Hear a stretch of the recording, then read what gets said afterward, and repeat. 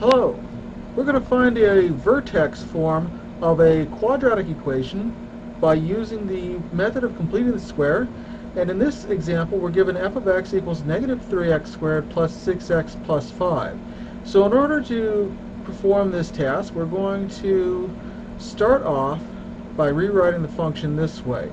We're going to group the very first two terms, negative 3x squared plus 6x, plus 5.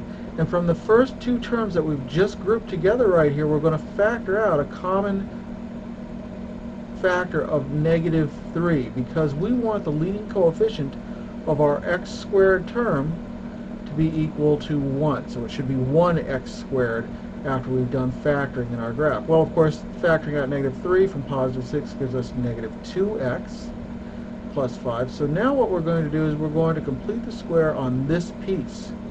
So we're going to take f of x equals negative 3 times the quantity x squared minus 2x.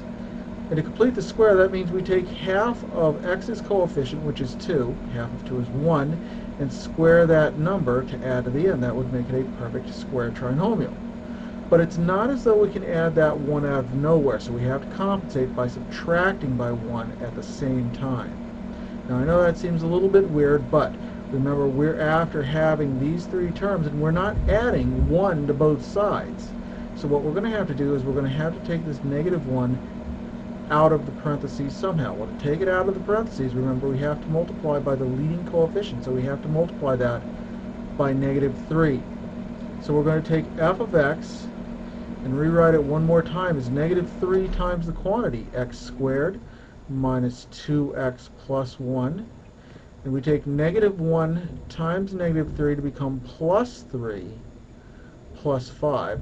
And so when we rewrite this one more time, we recognize that we have a perfect square trinomial inside of our parenthesis there. We've got negative 3 times the quantity x minus 1 squared plus, and then 3 plus 5, which is 8.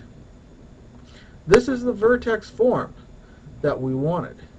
It's called vertex form because in this form we have the location of our vertex, which in this case is going to be the point 1, 8. And we know that the parabola opens downward because of that negative coefficient in front of the x minus 1 squared term. Right? So this is a very useful form. But that's what we wanted, and so we're done.